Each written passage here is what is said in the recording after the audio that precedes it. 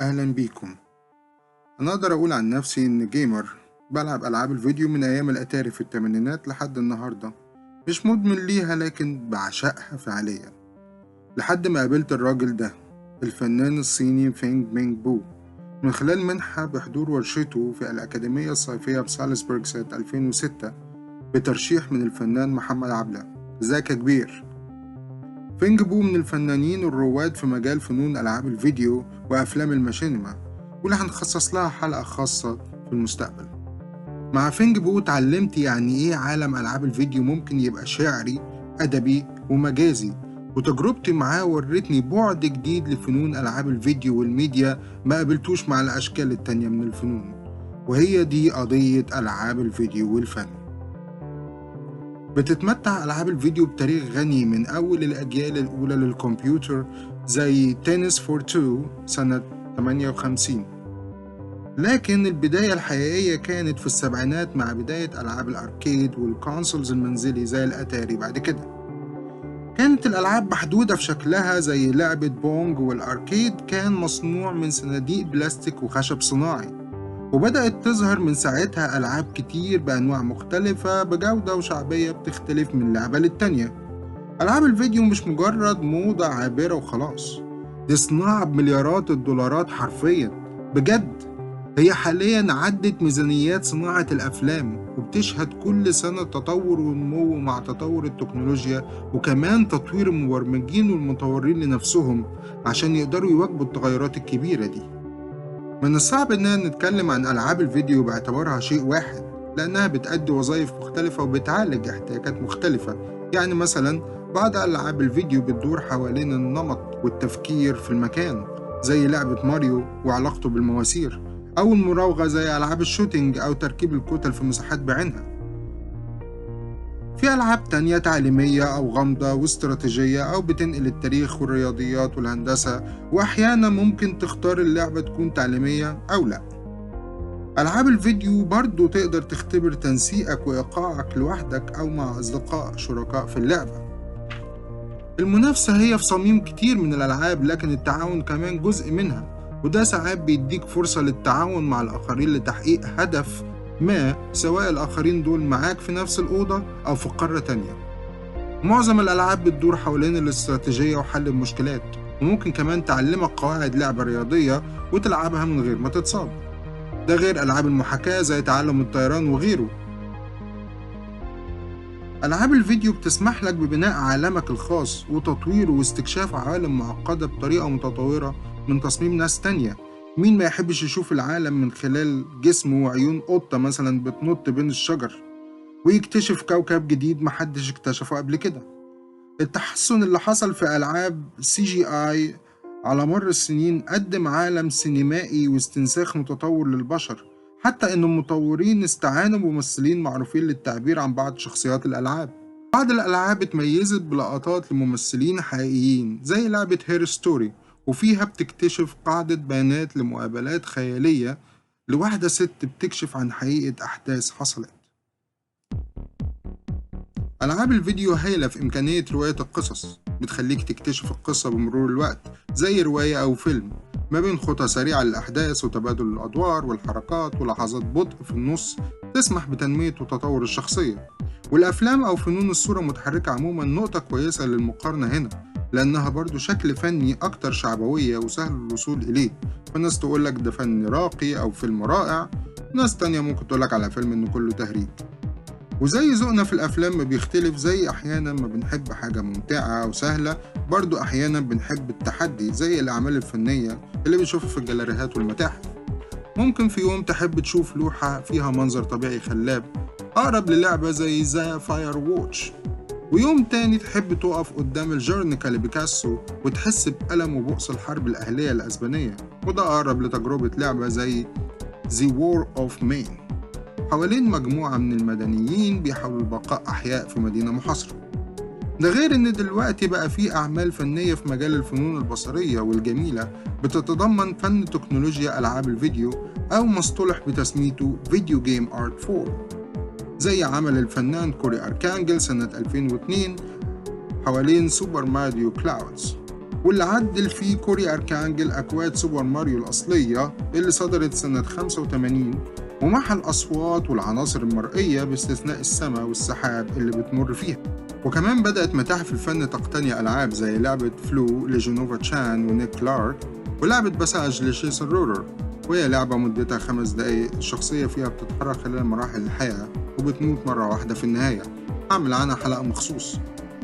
اللعبتين تم اقتنائهم من متحف الماما بنيويورك، ولعبة سيمز كمان على فكرة كانت من ضمن المقتنيات. في عدد كبير من المبدعين بيصنعوا ألعاب من تخصصات فنية مختلفة، مش في مجال واحد طول الوقت.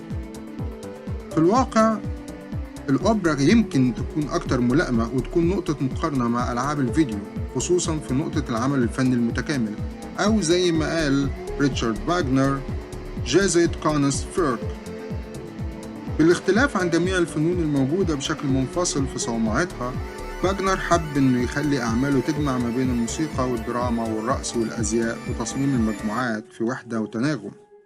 ونفس الكلام في ألعاب الفيديو، وهي عملية دمج للناتج الإبداعي للكتاب والمصممين والمبرمجين والملحنين والفنانين المفاهيميين كمان، ومصممين الشخصيات والمخرجين ومهندسين الصوت وأدوار تانية كتير كلها متجمعة في حزمة واحدة. ألعاب الفيديو تعتبر مشروع جماعي لحد كبير، لكن كتير من الفنانين اللي بيشتغلوا بشكل فردي مستقل ومؤلفين ليهم الفضل في كونهم أصحاب رؤية وراء ألعاب كتير، زي شيجورو مياموتو مبتكر ماريو وليجند اوف زيلد، وهيودو كوجيما مؤلف سلسلة ميتال جير. لكن في حين إن معظم الألعاب المشهورة هي موجود فريق، لكن لازال هناك بعض الناس بتشتغل بشكل وحيد، زي إريك بارون مطور لعبة ستارديو فالي، واحدة من أكتر الألعاب مبيعاً في سنة 2016 على ستيم، واللي قعد على اللعبة 10 ساعات يومياً أسبوعياً عشان يخلصها في 4 سنين. زي أي فنان، مطورين الألعاب بيبدأوا من الفراغ بمجموعة من المهارات والتقنيات تحت تصرفهم، مع نوع من المعرفة أيا كانت عميقة أو بسيطة من خبرات سابقة.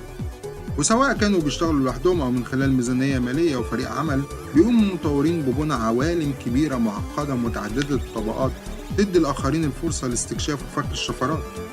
جميع الفنون هي فنون تفاعلية إلى حد ما، فلو لوحة متعلقة في غابة محدش بيشوفها، هل هي عمل فني؟ النحت والتجهيز في الفراغ مثلا بيحتاج منك الدوران حواليه عشان تستوعبه بالكامل. وكتير من الأعمال الفنية بتفرض وبتلزم مشاركة المشاهد، لكن قليل منها زي ألعاب الفيديو. ففي ألعاب الفيديو مش بس بتستجيب ليك، بس كمان انت بتتكيف معاها وبتتكيف معاك، وبتقدم لك تجارب متنوعة اعتمادا على اختياراتك انت في اللعبة. التفاعل الشديد ده بيخليك إلى حد ما تبقى مشارك في إخراج العمل انت كمان كفنان. بتقدر تفهم ايه اللي عايز يقوله مصمم اللعبة وبيحاول يحققه، وممكن كمان تغير في تجربة اللعبة حسب رؤيتك للعالم ده. في أنواع مختلفة من ألعاب الفيديو زي ما في أشكال مختلفة للفنون. يعني أكيد كلنا لعبنا ألعاب شوتينج أو رول بلاينج جيمز أو بلاتفورم، لكن برضو زي كل أشكال الفن التوقعات والقوانين لكل أنواع الألعاب بيتم كسرها وتخريبها عن قصد. زي مثلا زيلد بريث أوف ذا وايلد بتسمح لك بلعب مفتوح بيتيح التنقل في العالم بدون نظام أو خطة. بعض عناوين الألعاب مثلا بتتجاهل تماما فكرة إن اللعبة تحتاج لهدف محدد بوضوح، زي إيه اللي المفروض أعمله في الجزيرة دي، أو إنه ما يبقاش في مشاهد متقطعة في اللعبة وتبقى أقرب لفيلم وان شوت بدون قطع، أو إنه هدف اللعبة إنك تاخد بالك من الراجل السمكة ده مثلا. واضح إن مش كل الأفكار بتنجح. لكن ألعاب الفيديو بتحتاج أكتر من مجرد التناسق، سواء كانت مشاريع فردية أو جماعية، ففيها تحدي للاعب يخليه يفكر بطريقة نقدية، مش بس في عالم اللعبة لكن كمان في العالم الحقيقي. زي لعبة The Last of Us اللي بيقوم فيها واحد من المهربين بمصاحبة فتاة مراهقة عبر الولايات المتحدة بعد نهاية العالم واجتياح الزومبيز، واللي أثارت مناقشات حوالين معنى دور الأب وديناميكية العلاقات بين الأب وبنته. ألعاب زي Life is Strange بتعالج مشاكل مباشرة صعبة التناول زي التحرش والاكتئاب من خلال الإنترنت. في الجزء الثاني هنلاقي مجموعة من إخوات من أصل مكسيكي بيتعاملوا مع الموت المؤلم لأحد الوالدين والمواطنة والعنصرية والتطرف الديني.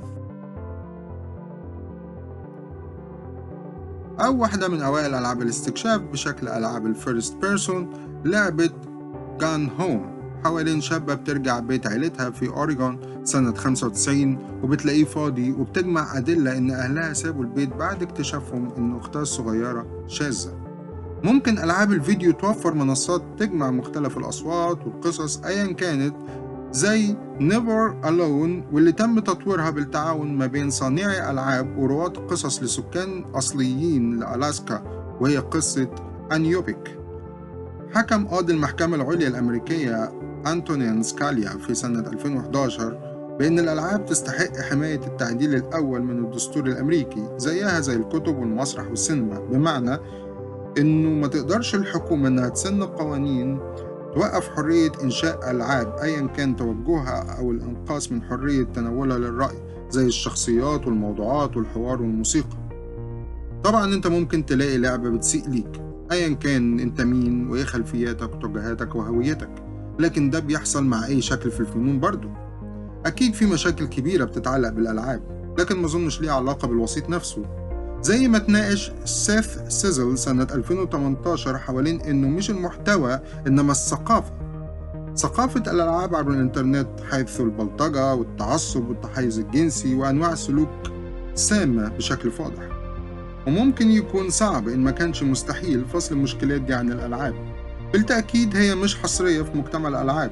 الألعاب زي السينما والموسيقى والفنون انعكاس لوقتها وزمانها، وسواء كنت بتلعب ألعاب الفيديو أو لأ، فثقافة ألعاب الفيديو أكبر من فكرة الشاشة والهيدفونز، ومبقتش مقتصرة على المساحة الافتراضية ولا عمرها كانت. أماكن ألعاب الأركيد مثلا زمان كانت مادية بتشترك فيها الأجسام البشرية بالقرب، ومتجمعات اللان اللي كانت عاملة فرق حقيقية.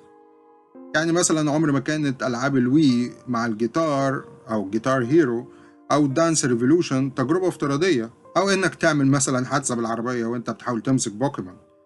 ألعاب الفيديو بتمتزج ما بين التجربة عبر الإنترنت والحياة بره الإنترنت زي أغلب جوانب حياتنا المعاصرة، وأصبحت جزء أساسي من الثقافة والذاكرة الثقافية، سواء اعتبرتها فن راقي أو هابط. في كتاب ستيفن جونسون كل شيء سيء هو خير لك Everything Bad is Good for You اللي نزله سنة 2005، قال مفيش في اللعب شيء سيء أو تافه. أما الصغار والكبار لما بيلعبوا في عوالم مختلفة هما الاتنين بيختبروا نفس طرق الإشباع والعلاقات الاجتماعية المعقدة والصبر والتفاوض. الألعاب بالنسبة لجونسون تتعلق دايما بإيجاد نظام أو معنى للعالم واتخاذ قرارات تساعد على إنشاء النظام ده. كل يوم بتعلم شيء جديد من ألعاب الفيديو.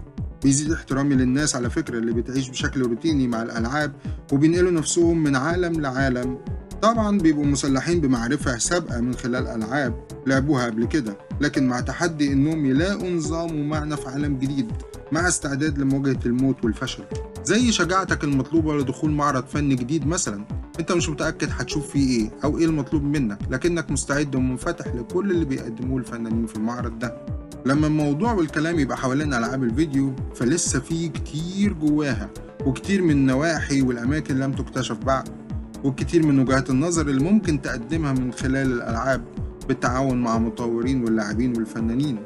الألعاب وسيط مرن بشكل رائع وقادر على تقبل أي شيء، وكذلك هو عرضة لكل ما هو جيد وسيء ممكن البشر يبتكروه. الألعاب بتشكل فهمنا للإنسانية زي ما اتشكلت، وكمان مسلية على فكرة. شكرا ليكم وأرجو أن تكون الحلقة عجبتكم، وما تنسوش شير ولايك وسبسكرايب وتعليق تحت الفيديو أعرف منه رأيكم. وشكرا.